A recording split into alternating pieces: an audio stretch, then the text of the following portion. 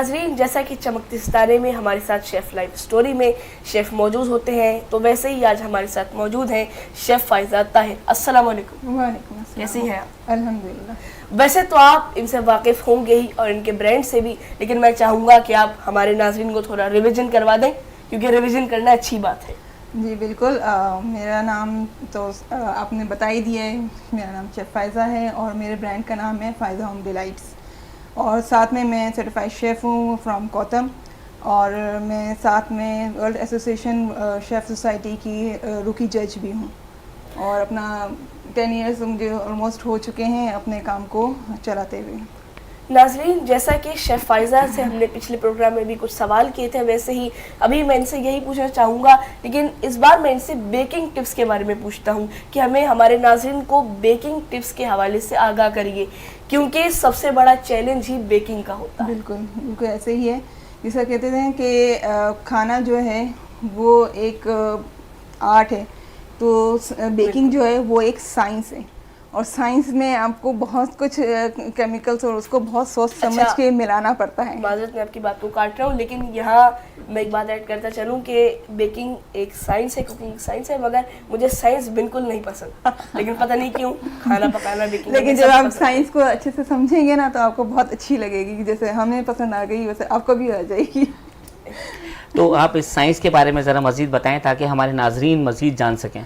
जी देखिए, बेकिंग जो है बहुत इनिशियल बेस पे अगर मैं आपको बताऊं तो उसकी कुछ टिप्स एंड टेक्निक्स हैं जो स्टार्टिंग में आपको समझ लेनी चाहिए। जैसे कि हम उसके रेशो की बात करते हैं। आपका फ्लोर वो बिल्कुल फ्रेश होना चाहिए, आपके इंग्रेडिएंट्स बिल्कुल परफेक्टली मेजर्ड होने चाहिए।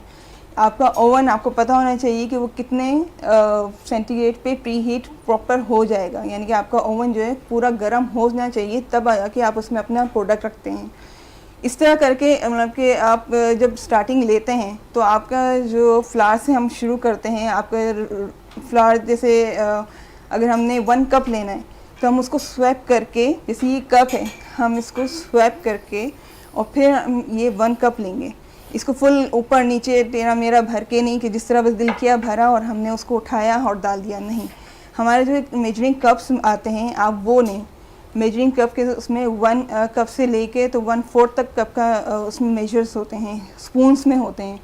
आप उसके हिसाब से जब आप काम करना शुरू करते हैं तो आपकी जो चीज़ है, इवन मैं सबसे पहले केक की बात करती हूँ। नॉर्मली हम ज़्यादातर केक जो भी इनिशियल बेसिक पे आते हैं वो केक ही बनाने की कोशिश करते हैं।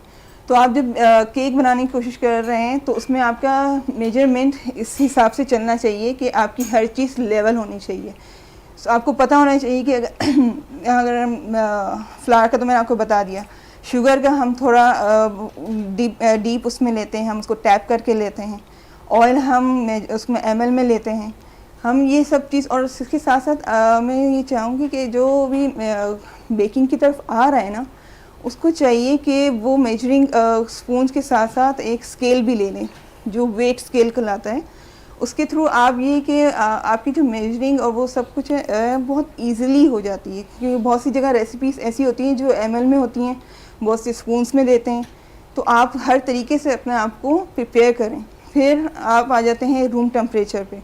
हमारा बटर रूम टेम्परेचर पे होना चाहिए, हमारे एग्स रूम टेम्परेचर पे होने चाहिए। लेकिन जब फ्रोस्टिंग की बात आती है तो आपका जो बटर है वो थोड़ा चिल और उसके सेंटर में मीडियम उसकी वो होनी चाहिए। मतलब कि अगर आप फ्रिज से निकाला है तो उसको आपको आधे घंटे बाद उसको यूज़ करना है, ठीक है। और फिर आपका जो ओवन है उसको आपने प्री हीट करना है पहले 250 पे। हम नॉर्मली कहते हैं कि 180 पे हमने केक रखना है, लेकिन 180 पे केक तब रखेंगे जब आप 250 पे अपने ओवन को गर्म करेंगे। क्योंकि जब हम ओवन खोलते हैं तो सडनली आपका जो उसकी जो हीट होती है वो ड्रॉप होती है, तो उसको कवर करने के लिए हम 250 पे ओवन गर्म रखते हैं और फिर उसके बाद हम केक उसके अंदर रख देते हैं, तो वापस वो 180 तक आ चुका होता है जब हम उसको बंद कर रहे होते हैं। तो हमें जो हमारा जो रिक्वायर्ड टेम्परेचर चाहिए होता है वो 180 हमें मिल चुका होता है। फिर उसके बाद आप वापस अपने ओवन को 180 पर लेकर आ जाएं और उसके बाद स्मूथली वो केक बनता है। और बार बार मतलब कि आप खोले भी ना अपने ओवन को कि उसकी हीट डिस्टर्ब हो। फिर साथ में आपके यूटेंसिल्स जो हैं वो आपके पास प्रॉपर होने चाहिए। अब अगर मोरैन बना रहे हैं तो उसके लिए आपको पता होना चाहिए कि आपका जो बाउल है बिल्कुल क्लीन, नीट एंड क्लीन होना चाहिए, उसमें बिल्कुल फैट नहीं होना चाहिए, उसमें बिल्कुल चिकनाई नहीं होनी चाहिए, बिल्कुल गीला नहीं होना चाहिए, तब जाके वो मोरैन बहुत अच्छा बनता है। जैसे आज ही मैं अपने मेमन में थी, मेरी वनडे की क्लास थी, तो वहाँ मैंने आज यही सारा मैं एक्सप्लेन करके आई हूँ कि हमने स्पंज केक बनाया था और हमने जो मोरैंग, मैंने पहले मोरैंग बना के दिखाया, तो मैंने जब उसको बीट किया तो वो मतलब कि इतना अच्छा वो फ्लफ़ी हो गया कि मैंने अपने बॉल को जब टर्न किया तो गिरा नहीं। तो इतना मतलब कि ये चीज़, ऐसी बेसिक चीज़ें हैं जो आपको समझ में आएगी तो आपका केक बहुत अच्छे से आगे बनेगा। जाएगा। बहुत ही इन्फॉर्मेटिव बातें की मिस शेफ़ फ़ायज़ा ताहिर ने। मैं आखिरी सवाल पूछना चाहूँगा कि आज जैसे कि आप जानते हैं कि इस इवेंट को स्पॉन्सर किया गया है क्राउन आइसक्रीम की तरफ से और ASG बाय सबा असद अच्छी सी गुड़िया, तो अगर बेकिंग में चॉकलेट केक बनाना हो तो क्या एक टिप बताएंगी कि वो केक अच्छा बने और वो जो चॉकलेट इस्तेमाल की गई है वो ख़राब ना हो? देखिए, चॉकलेट एक तो अच्छी क्वालिटी की हो, जैसे मैंने क्राउन आइसक्रीम की चॉकलेट यूज़ की है, ये नहीं कि सिर्फ आगे यहाँ पे वो हैं तो इसलिए मैं बात कर रही हूँ। मैंने पर्सनली भी क्राउन आइसक्रीम की जो इनकी चॉकलेट है वो मैंने पर्सनली यूज़ की है और मुझे वो बहुत अच्छी लगी। एक तो टेस्ट वाइज बहुत अच्छी थी, प्लस ये कि उनकी जो मेल्टिंग पॉइंट है वो बिल्कुल परफेक्ट था। मतलब कि जब मैंने उसको तोड़ के बारीक उसमें करके मैंने बॉल में डाला है तो हार्डली मुझे 3 to 5 मिनट्स के अंदर मेरी चॉकलेट मेल्ट होनी शुरू हो गई थी डबल बॉयलर पे।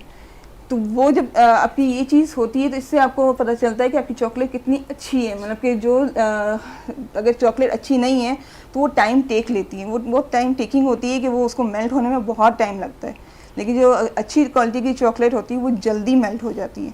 और फिर उसके बाद उसमें आप बटर डालें, फिर आप उसमें एग डालें और अपना फ्लावर डालें और फिर उसको एक केक की शेप में वो आ जाता है। और वो मतलब कि मैंने जब वो बनाया था तो वो बहुत ही मज़ेदार मतलब कि बना था।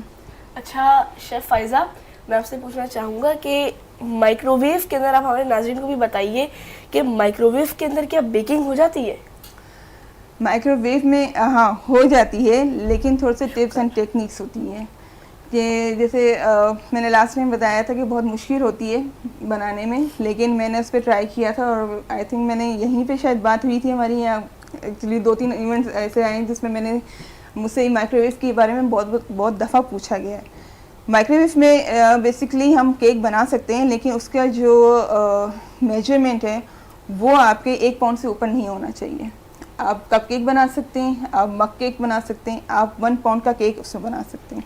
इससे अबव आप जाएंगे तो आपका केक कहीं से कच्चा, कहीं से पका हुआ, कहीं से जला हुआ होगा। क्योंकि वो जब राउंड होता है तो वो जहाँ से उसको रेस आ रही होती है वो वहीं से पक रहा होता है। तो जब वो राउंड ले रहा होता है तो एक जगह से पक रहा होता है, एक जगह से नहीं पक रहा होता।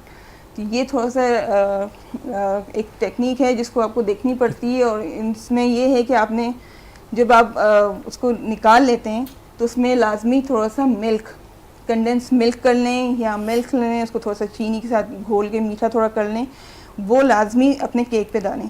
क्योंकि वो थोड़ी देर में ना ऊपर एक अजीब सी मोटी क्रिस आ जाती है, जिसके बाद वो बहुत ही ना स्ट्रेची हो जाता है, वो मतलब कि स्पंची नहीं रहता। तो उसको अगर आपने ठीक रखना है तो उसके जैसे ही वो आपका केक निकले आप उसमें ना ऊपर से थोड़ा सा डिज़ल कर दें मिल्क या condense milk, what ever you have. तो उसके हिसाब से फिर वो आपका जो केक है वो स्मूथ ही रहेगा। अच्छा शेफ़ फ़ायज़ा, आपने इस तरह एक्सप्लेन किया है कि ये सुनने के बाद तो मुझे लगता है कि अब बेकिंग में कर सकता हूँ अकेले। इंशाल्लाह ज़रूर। आप बस थोड़े से टिप्स एंड टेक्निक पे ज़रा ध्यान रखें तो आप भी दूसरे शेफ बन जाएंगे। ये बात है, क्योंकि मैंने इससे पहले जो आपने मग केक का बोला था मैंने ट्राई किया था यूट्यूब से देखकर, मगर उसके अंदर पता नहीं क्या हुआ था कि वो कड़वा भी रहा और जल भी गया। हाँ, तो आप बस उसकी मेजरमेंट का ख्याल रखें।